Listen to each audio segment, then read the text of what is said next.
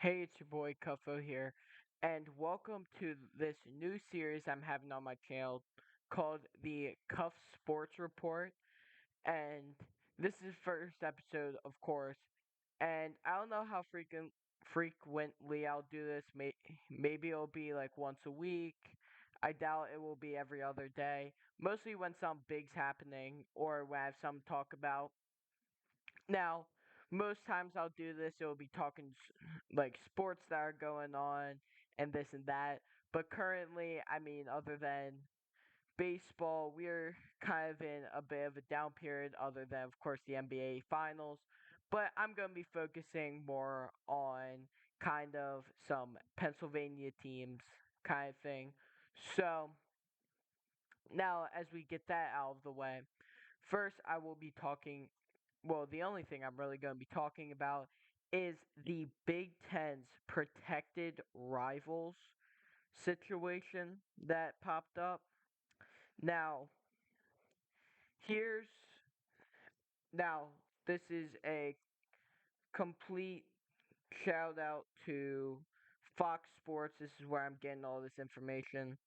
So on it was revealed about a week ago that there would be a new scheduling format because USC and UCLA that eliminate divisions that I don't really care about. Do what you want. I'm perfectly fine with that. My problem is the protected rivals. Now, my problem is not that there's protected rivals. My problem is who the protected rivals are. Now, I'll see if I can find it later on as I'm talking about it, but there are some that were missed out. I will talk about one off the top of my head.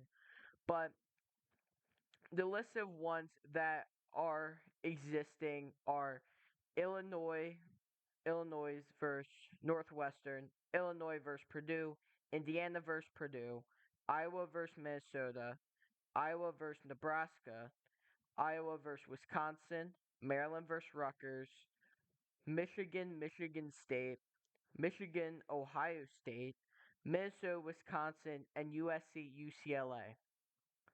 Now, you're like, oh, that's every team. Every team's fine.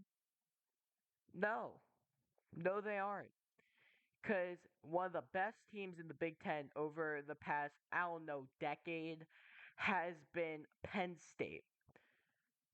Now, let's talk about, first of all, the fact that Iowa, who is okay every like 2, 3 years, is has three protected rivals and Penn State has zero. Now, everyone's making a big deal. Oh, Michigan doesn't have Minnesota anymore. Oh, wow. Know who could have Minnesota? Penn State. You know, one of our two trophy games we have. And we could have also done the Land Grant Trophy against Michigan State. But no, Michigan gets to have two. Even Minnesota has two. And my problem is, once again, not who they are facing. Now, that I will get into in a second. It's just the fact that Penn State has nothing. You could have Penn State USC, a classic Rose Bowl. You could have Penn State Ohio State, which is a matchup that yes has been dominated by Ohio State the past couple years, but really is kind of a big rivalry if you're looking at either of these fan bases because there is a hatred more Penn State than Ohio State, I think, but and yeah, it's not the big game like Ohio State Michigan, but it's still a big game. And I know, oh, classic Penn State fan harping on 2016. We beat them 2016, and we'll forget that whole playoff situation. That's whatever. That was a good game. Was it lucky? Yes. But at the same time, I feel like the next couple years, Penn State, Ohio State would be a good matchup. And now, also talking about past that 20 whatever 2016 year, it was um one it was like a one score, three score kind of game. And I will look that up real quick. And I mean, overall, it's been pretty good. And I mean, it's neighboring, it's always been since we have joined the Big Ten, it's been such a big deal, of course, because as much as you want to hate on it, it is a decently good rivalry. So, yeah, as we look at 2016 was the year that we won 24-21. We lost by 1 point the next year where we were at Columbus. We lost by 1 point the next year at home at State College. Then we lost, and then that was we don't even need to talk about that 11-point loss. But even as you look at it, you can say, it, I mean, our worst game was this year, in the past, whatever, has been 20, 2020 and 2022, where it was 38 to 25 and 44-31 respectively. Now, that is, I'll get into that real quick. Sean Clifford was, as much as he played, he broke the record, even though that is for passing yards and passing touchdowns. We ignoring that, he had more years than anyone else. So his he threw bad interceptions against Ohio State when he played. It was COVID the one year, and last year he was throwing bad interceptions. He almost single handedly cost us that game, considering going into the fourth quarter, it was a very competitive game. And overall, I think that Penn State could have won that game if we had, say, Drew Allaire, who I think this year will take a step up. And this seems like it's becoming a Penn State video, but it's kind of talking about why they should. Because that's an argument for Penn State, Ohio State. You don't want to give them that. All right, that's perfectly fine. But the fact you don't give them Minnesota or Michigan State's only beat us only a couple times in the past little while. And overall, you could even put us, if you wanted to, give us Maryland or Rutgers. It and yes, that would be a pathetic rivalry considering the amount of times we've dominated both sides, especially Rutgers. But the fact is, you gave Maryland and Rutgers a protected rivalry and not Penn State. You could have given us, once again, you could have given us even Indiana if you wanted to. You could have given us Michigan, but you had to leave us out. And now a theory is that they're going to pick up, say, a Notre Dame or Syracuse or someone for Penn State to be able to play.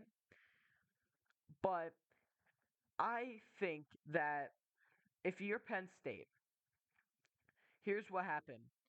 T- the Big Ten's new TV deal or Penn State's or whatever's going on with that is it eliminated the whiteout because, or at least the significance of it. Ohio State, Michigan always is the whiteout.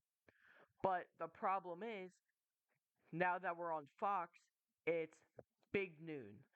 Which the whiteout, yes, you can have it in the daytime, but there is nothing more competitive than going into Happy Valley at probably like 7:30 at night, facing a almost probably beyond capacity stadium for a whiteout in pitch darkness.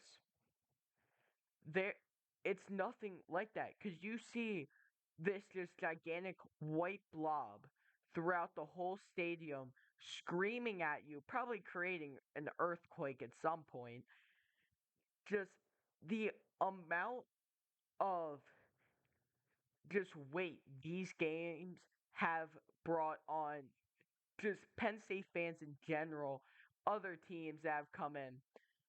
Like I I couldn't tell you exactly who said it, but there were people that said, I think it might have even been Urban Meyer, saying there's nothing like going into a Penn State whiteout because you know it's going to be a good game.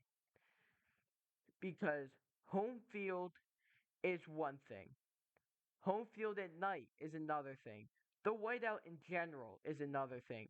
When you have all of that combined into one single game, it is nothing compared to anything. And the fact that you like the fact that we couldn't have a protected rivalry to even just do that is sickening. And also the fact with having no protected rivals, it is if you're Penn State, why would you want to stay? They eliminated your biggest game and you have no protected rivals, so you can play whoever. Why would you want to stay in this conference? And yes, it's a big conference, but why when you could, if you really want to, now this is just hypothetical, go into like the MAC or something. Say if you go into MAC, you dominate there.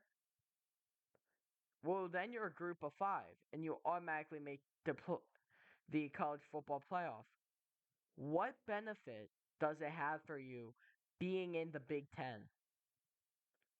Because if you're in the Big Ten, considering we have this 12-team playoff where all you have to do is beat top 11, for Penn State to be top 11, which they have done and proved many years they can be, what's stopping you from just going to a MAC, going 12, 13, and 0, and just no matter what, making it to college football playoff almost every year? Now it's like, oh, well, maybe they won't be as good. But why wouldn't they? If they're a good team, people will always go to good teams. Like look at Cincinnati.